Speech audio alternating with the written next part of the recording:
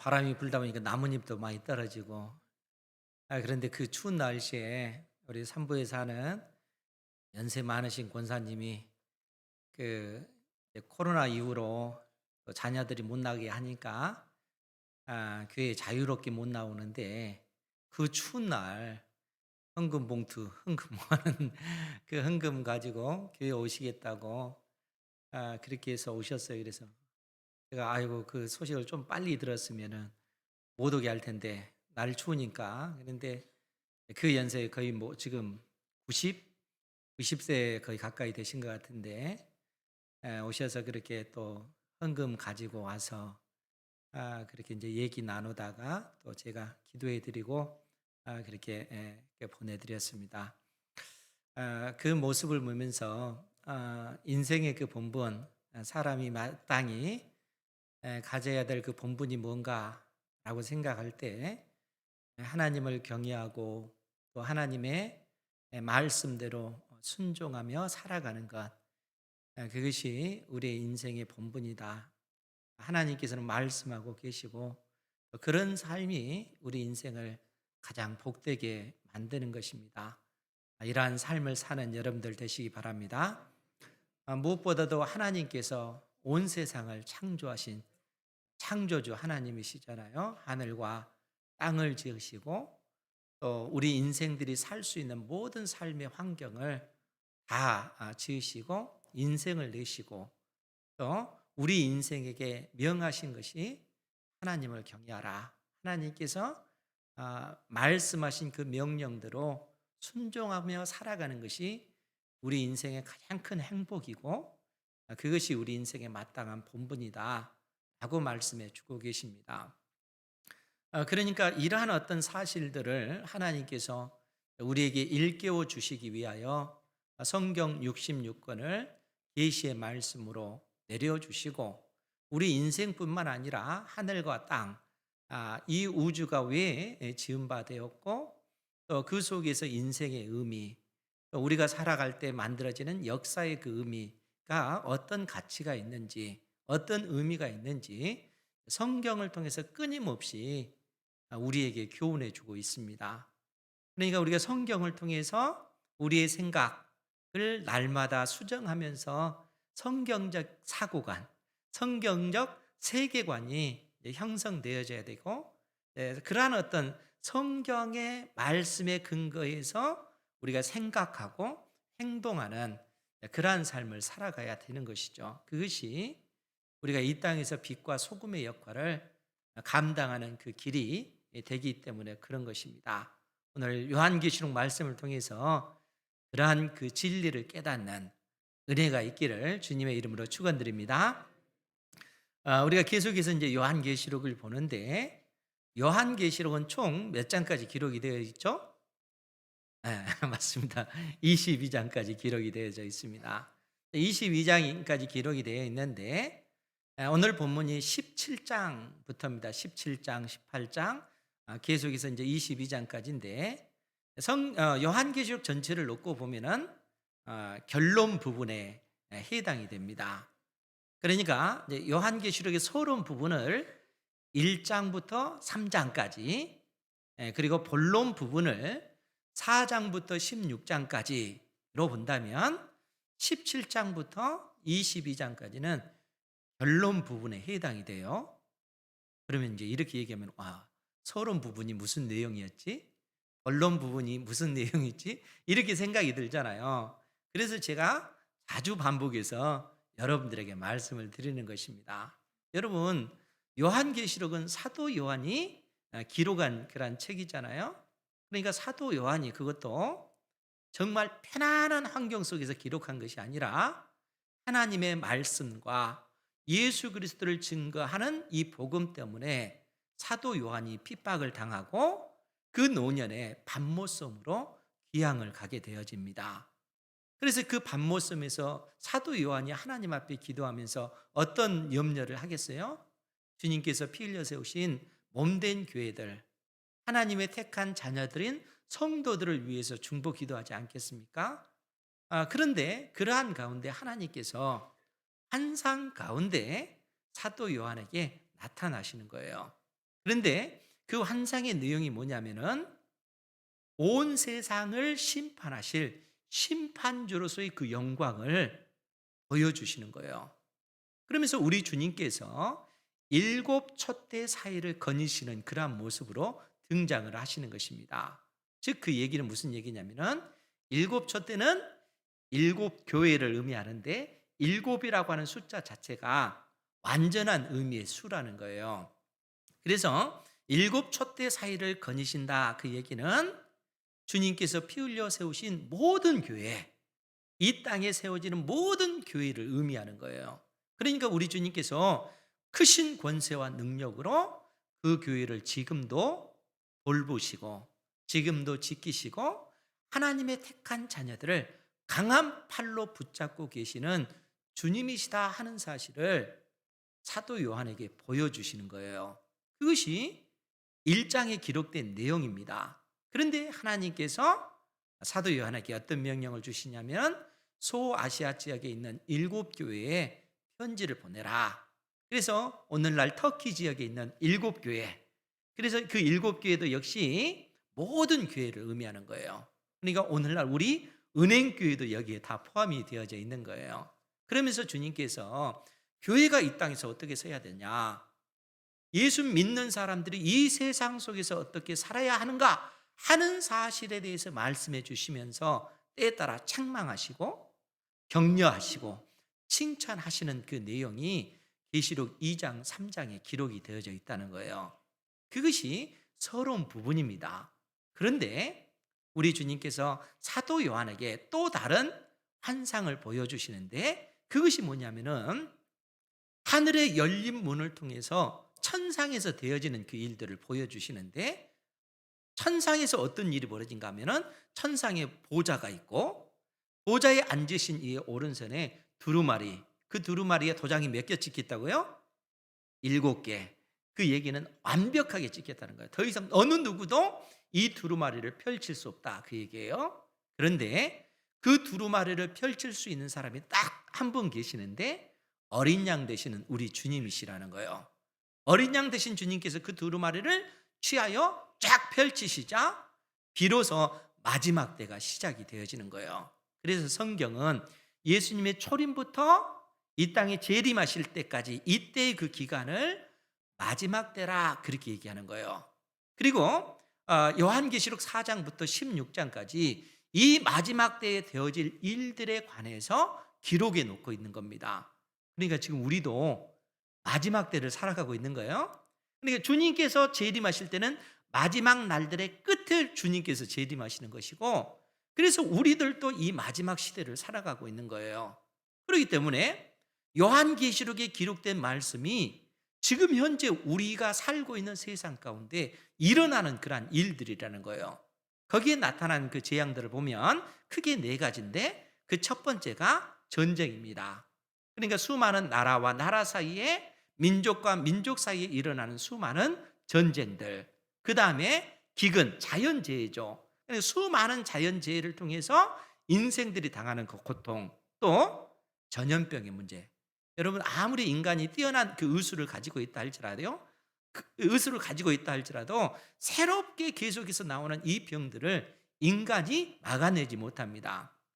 그러니까 인간이 예전에 사람들이 그렇게 생각했잖아요. 과학이 이렇게 발전하면은 그야말로 유토피아 세계가 이루어지겠구나. 왜냐하면 인간의 어떤 그 능력이 너무너무 뛰어나기 때문에 계속해서 과학을 발전시켜 나가잖아요.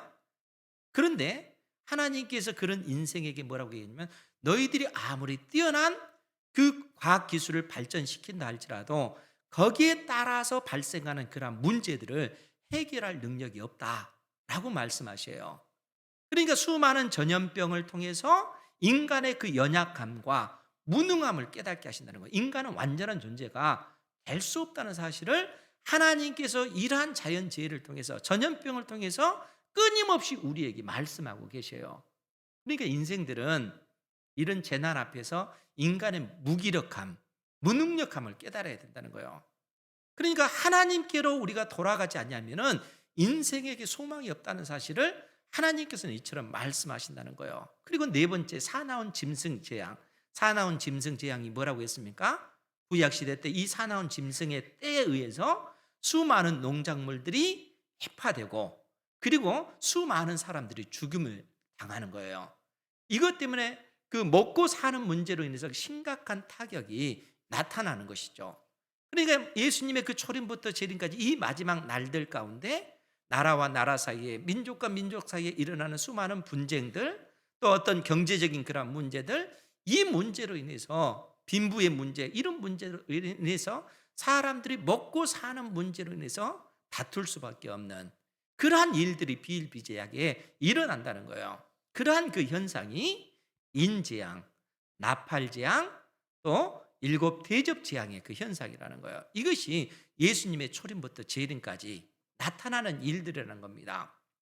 그러니까 계시록 4장부터 16장까지 본론의 그 내용이 그 내용이라는 거예요.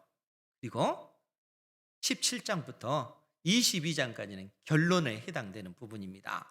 그런데 그 내용을 보면은 이제 17장부터 20장까지 하나님께서 심판하는 그 대상이 있습니다.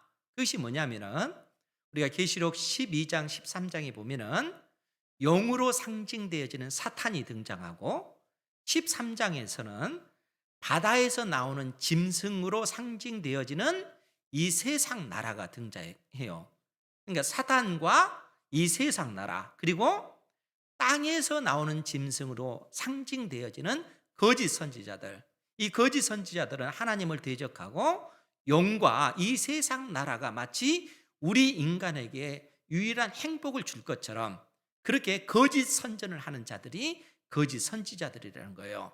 이 범주 안에 또 어떤 수많은 이단들도 포함이 되겠죠. 이만희 씨나 또 정명석, 이런 사람들은 자칭 하나님이 아님에도 불구하고 자기들이 메시아다, 그리스도다, 이렇게 해서 수많은 인생들을 미혹하잖아요. 그러한 모든 존재들이 이 거짓 선지자 범죄에 해당된다는 거예요. 그런데 하나님께서 이 바다에서 나오는 짐승과 땅에서 나오는 짐승인 이 거짓 선지자들을 심판하셔요. 우리 주님께서 재림하심으로. 그리고 계시록 20장에서는 사단, 영으로 상징되어지는 사단을 심판하시는 내용이 나옵니다. 그러니까 17장부터 19장까지는 두 짐승인 이 바다에서 나온 짐승과 땅에서 나오는 짐승을 심판하시고 20장에서는 사단인 영으로 상징되어지는 이 사탄을 심판하시는 내용이 나온다는 거예요. 그러니까 흐름이 그렇게 되어져요. 그리고 21장, 22장에서는 어린 양의 신부인 새 예루살렘, 여러분 새 예루살렘은 건물이 아니에요. 새 예루살렘은 예수님을 믿는 모든 하나님의 자녀들을 상징을 해요. 그 새 예루살렘이 등장하고 22장에서는 새 하늘과 새 땅, 그 새 하늘과 새 땅에서 어린 양의 신부인 하나님의 택한 자녀들이 살게 되어지는 것이죠. 그러니까 그 말은 영원한 하나님의 나라가 완성되어지는 것입니다. 그러니까 역사의 끝에 우리 주님께서 재림하심으로써 사단과 두 짐승을 심판하시고 영원한 하나님의 나라를 이루실 것을 말씀해 주고 계시는 겁니다. 그러니까 하나님께서 교회들에게 역사가 이렇게 진행되어지고 있단다 하는 사실을 말씀해 주고 계시고, 하나님을 대적하는 이 세상 나라들, 사단을 심판하실 것을 말씀해 주고 있다는 거예요. 그 내용을 17장, 18장, 19장이 연거푸 우리에게 가르쳐 주고 있습니다. 그래서 먼저 19장 19절 이하에 있는 말씀을 한번 보도록 할게요. 우리의 그 이해를 돕기 위해서 계시록 19장 19절 이하의 말씀에 보면 또 내가 보매, 이 상황은 어린 양이신 우리 주님께서 재림하실 때 그 내용입니다. 17절부터 아예 보죠. 17절부터 보면 또 내가 보니 한 천사가 태양 안에 서서 공중에 나는 모든 새를 향하여 큰 음성으로 외쳐 이르되 와서 하나님의 큰 잔치에 모여 왕들의 살과 장군들의 살과 장사들의 살과 말들과 그것을 탄 자들의 살과 자유인들이나 종들이나 작은 자나 큰 자나 모든 자의 살을 먹으라.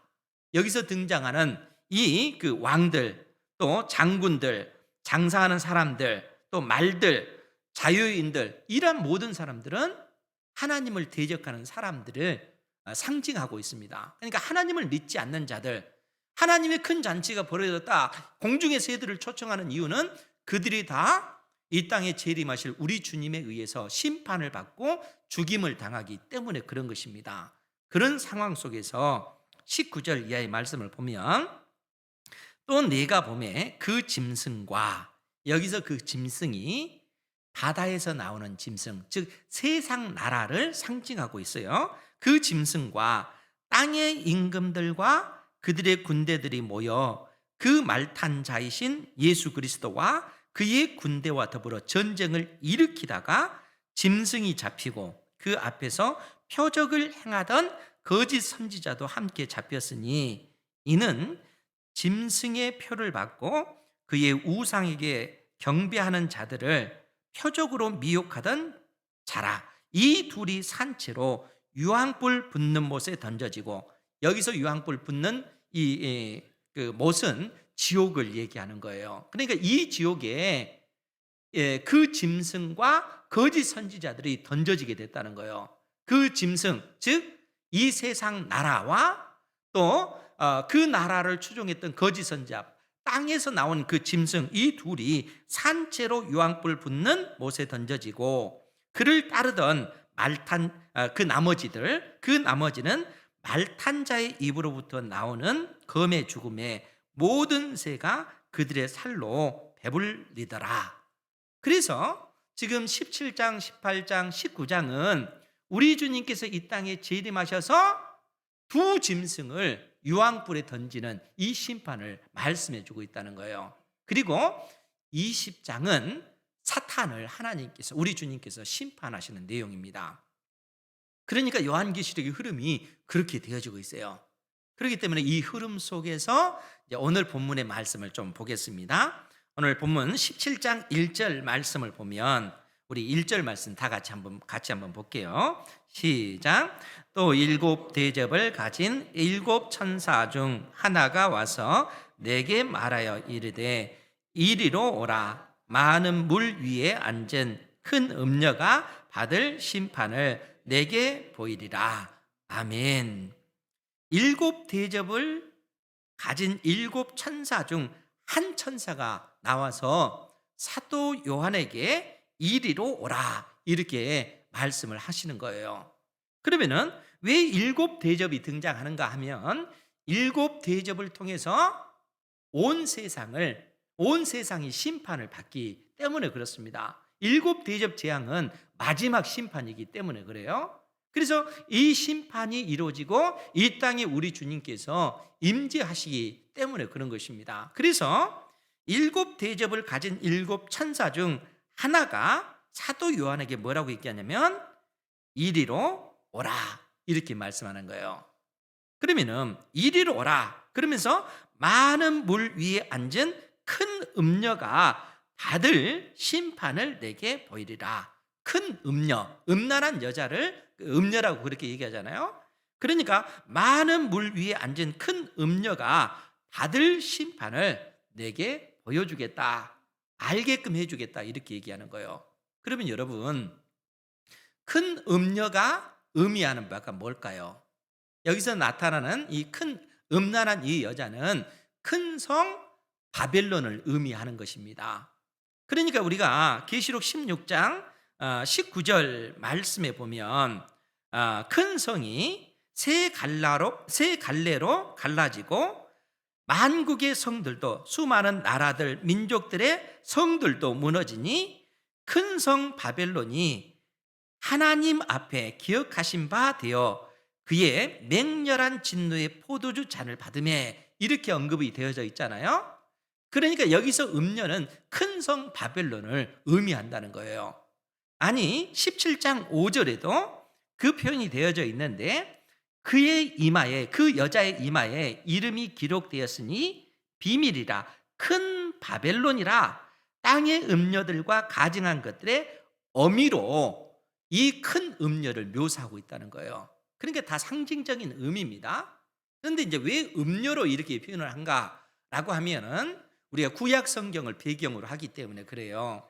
구약 성경에서 누가 음란한 여잔가 라고 하면은 하나님의 말씀에 불순종하는 자들, 그리고 하나님을 거부하고 우상을 섬겼을 때 하나님께서 그들을 일컬어서 음란한 여인으로 비유를 하고 있습니다. 그러니까 여기서 큰 성 바벨론은 음란한 큰 여인으로서 음녀로서 비유된 것은 하나님을 대적하고 또 하나님을 대적할 뿐만 아니라 수많은 사람들을 미혹해서 이 하나님을 향한 그 신앙에서 떨어지도록 만드는 그 존재이기 때문에 이 큰 음녀라 이렇게 묘사를 하고 있다는 거예요. 그런데 그 음녀가 받은 그 심판이 뭐였습니까? 오늘 16장 19절에 큰 성이 세 갈래로 갈라졌다는 거예요. 지진에 의해서 그 큰 성이 완전히 세 갈래로 갈라졌다. 그 얘기는 그 큰 성 바벨론이 완전히 회파되어졌다. 그 얘기입니다. 완전히 무너졌다는 거예요. 그래서 나중에 그 20절에도 보면은 각 섬도 없어지고 산악도 간데 없더라. 그 지진의 그 심판이 얼마나 두렵고 무서웠으면은, 여러분, 섬이라고 하는 것은 그대로 존재하는 거잖아요. 산악이라고 하는 것은 흔들리지 않는 그런 견고한 것이잖아요. 그런데 그 지진에 의해서 섬도 사라져 버리고 산악도 없어져 버렸다는 거예요. 그만큼 하나님의 무서운 진노의 그 심판이 큰 성 바벨론에게 임했기 때문에 그렇다는 겁니다. 그런데 오늘 이 천사가 사도 요한에게 많은 물 위에 앉은 큰 음녀가 받을 심판을 너에게 보여주겠다 이렇게 얘기해요. 그러면은 많은 물 위에, 왜 큰 음녀가 많은 물 위에 앉았다 이렇게 표현을 했을까요? 거기에는 이유가 있습니다. 심판을 받는 대상이 큰 성 바벨론, 이 큰 음녀에게만 해당되는 것이 아니라 15절 말씀에 보면, 계시록 17장 15절이에요. 거기에 보면 또 천사가 내게 말하되 네가 본 바 음녀가 앉아 있는 물은 백성과 무리와 열국이라고 하는 건 수많은 나라들을 얘기하는 거예요. 열국과 방언들이니라. 방언들이라고 하는 것은 다른 나라 말을 의미하는 거잖아요.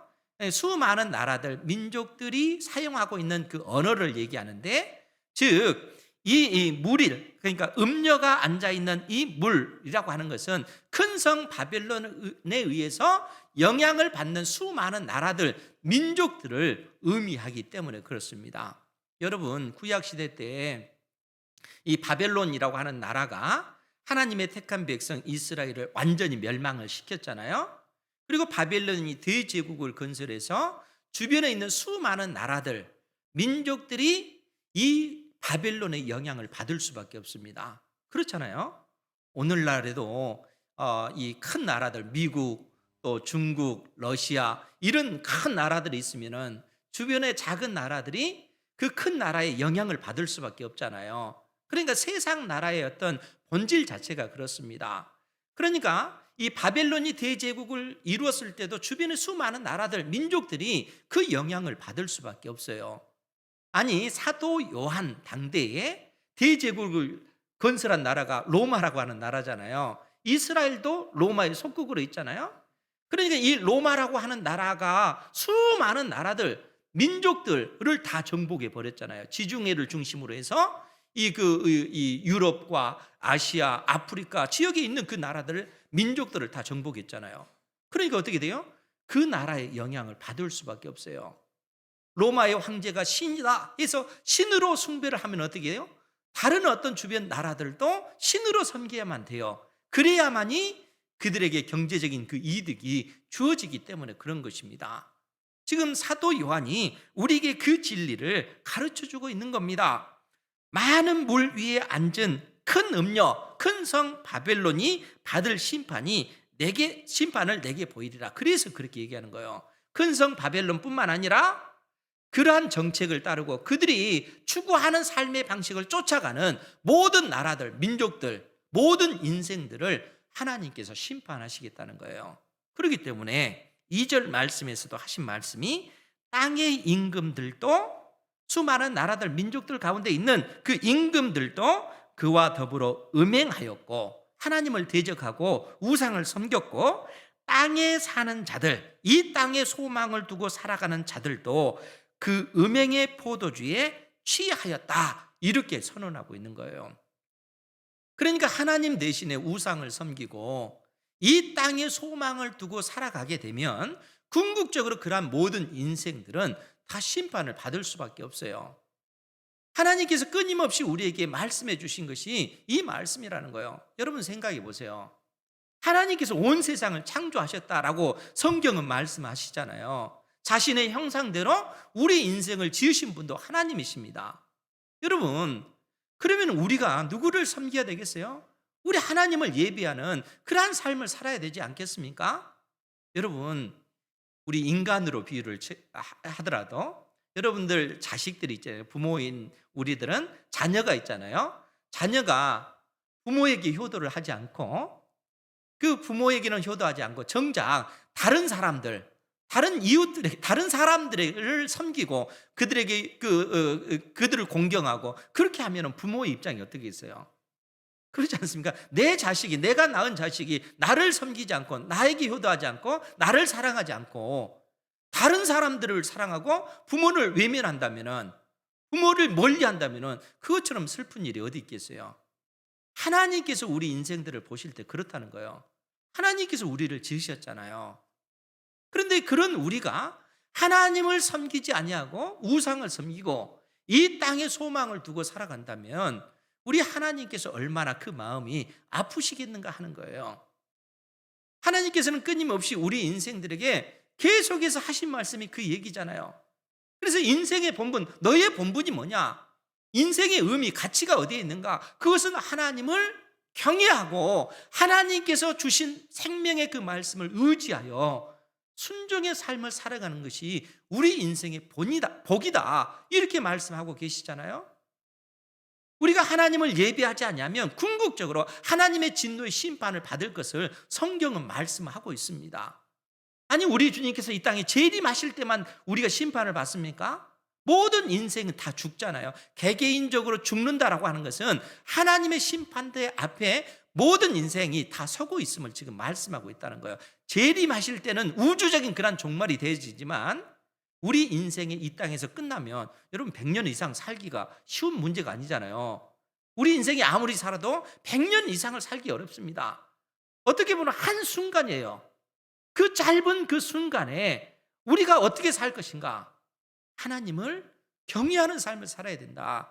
하나님께서 우리에게 그렇게 말씀하시는 거예요. 그것이 우리 인생이 마땅히 걸어가야 될 그 길이기 때문에 그런 것입니다. 하나님께서 우리 인생을 그처럼 창조하셨기 때문에 그런 것이죠. 하나님을 사랑하는 여러분들 되시기 바랍니다.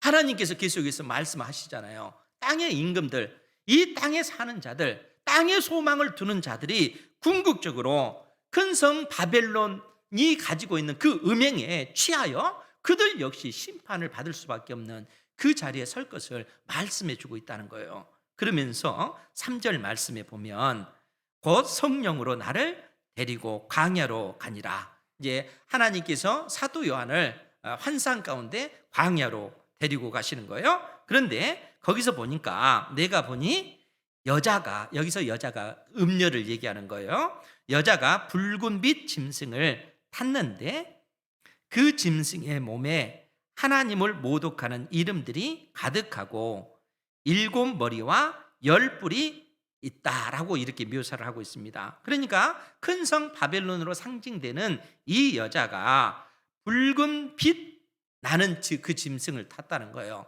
이 짐승은 세상 나라를 상징합니다. 그래서 계시록 우리가 13장에도 보면은 우리 13장 1절 이하의 말씀을 한번 볼게요. 계시록 13장 1절 이하에 보면 내가 보니 바다에서 한 짐승이 나오는데 뿔이 10이요 머리가 7이라. 그 뿔에는 10 왕관이 있고 그 머리들에는 신성 모독하는 이름들이 있더라. 내가 본 짐승은 표범과 비슷하고 그 발은 곰의 발 같고 그 입은 사자의 입 같은데 용이 자기의 능력과 보좌와 큰 권세를 그 짐승에게 주었더라. 용은 사탄을 얘기하는 것이죠. 그러면 짐승으로 상징되어지는 이 존재가 뭐겠어요? 이거는 다니엘서 1장 이하에 있는 말씀을 가지고 온 것이죠. 그러니까 다니엘서 7장에 나오는 이 짐승들이 나오잖아요. 그 짐승들의 어떤 그 이미지가 뭡니까? 이 곰, 표범, 사자, 또 무서운 사나운 짐승의 그 모습으로 등장하잖아요. 그때 거기에 등장하는 그 나라들이 바벨론, 그리고 바벨론을 무너뜨린 페르시아, 페르시아를 무너뜨린 헬라, 헬라를 무너뜨린 로마가 등장하잖아요. 그러니까 짐승이라고 하는 것은 이 세상 나라 자체를 상징하고 있다는 거예요. 그러니까 지금 이 여자가 붉은 빛 짐승을 탔는데 그 짐승의 몸에 하나님을 모독하는 이름들이 가득했다는 거예요. 하나님을 모독하는 이름이라고 하는 것이 뭡니까? 모독하는 이름, 그 얘기는 그들이 하나님이 아님에도 불구하고 하나님으로 사칭하는 것입니다. 이 세상 나라가 그렇다는 거예요. 사단이 그렇다는 겁니다. 그럼 하나님으로 사칭하는 그 이유는 뭐겠습니까?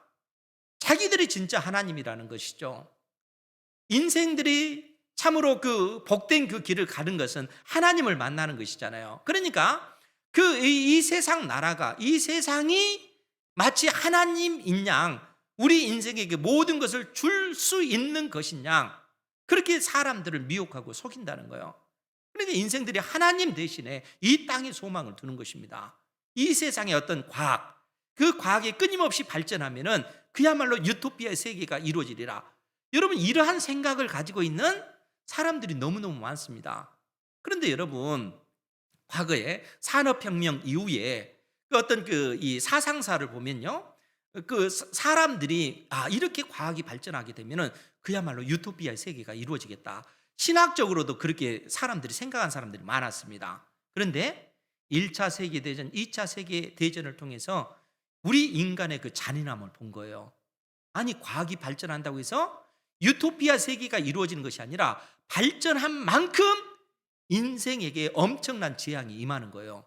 여러분, 사람의 머리가 뛰어나니까 폭탄을 만들었는데 옛날에는 총알 한 방이면 한 사람이 죽잖아요. 폭탄을 만들어내니까 어떻게 돼요? 엄청난 사람이 죽잖아요. 핵이 폭발하면 어떻게 되겠어요?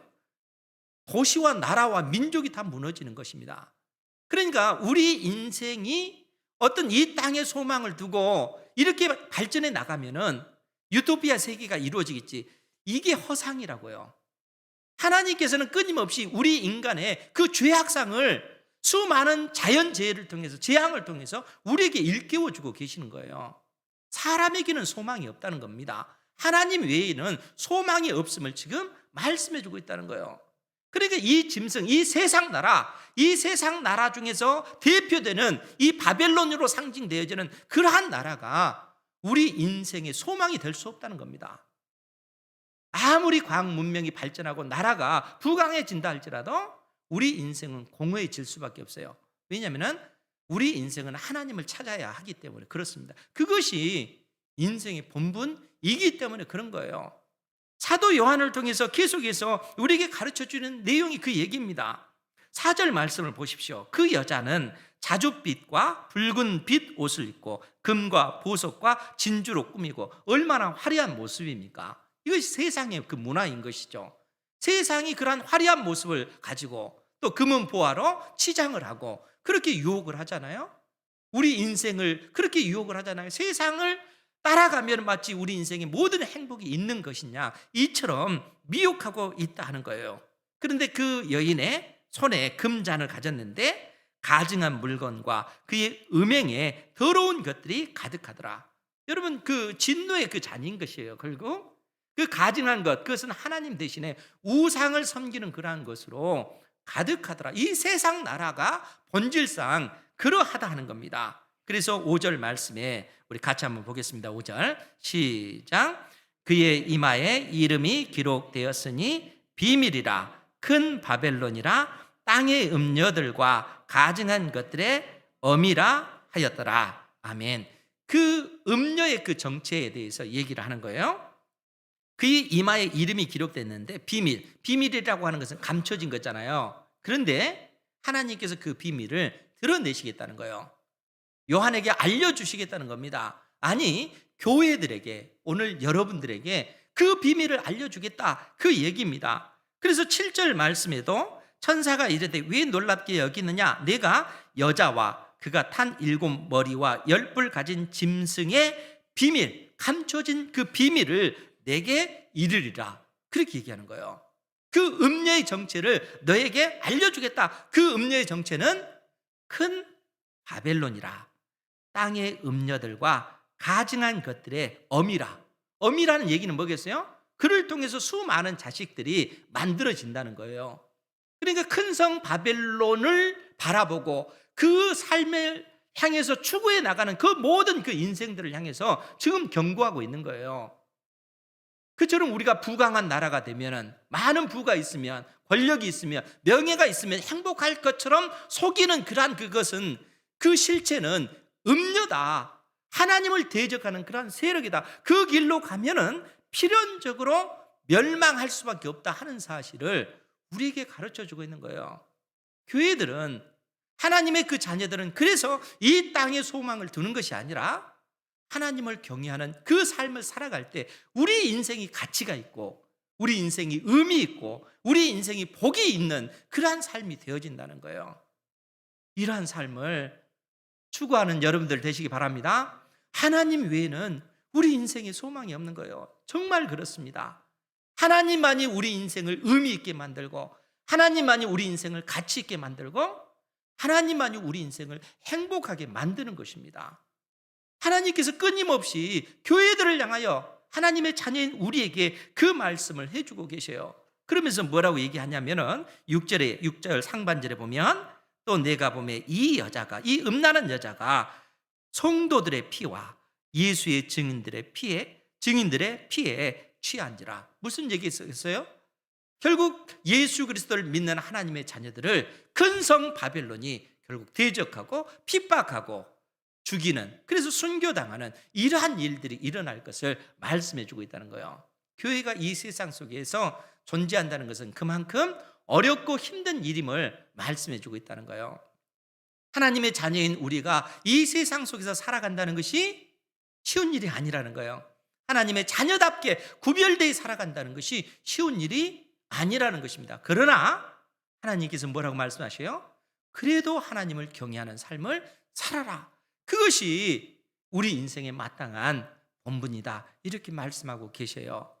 주님께서 우리에게 들려주신, 우리를 권면하시고 우리를 설득하시고 하나님의 그 간절한 어떤 그 요청의 그 말씀을 우리 마음판에 새기시고 정말 하나님만을 사랑하는 여러분들 되시기를 주님의 이름으로 축원드립니다. 기도하겠습니다. 거룩하신 아버지 하나님, 생명의 말씀을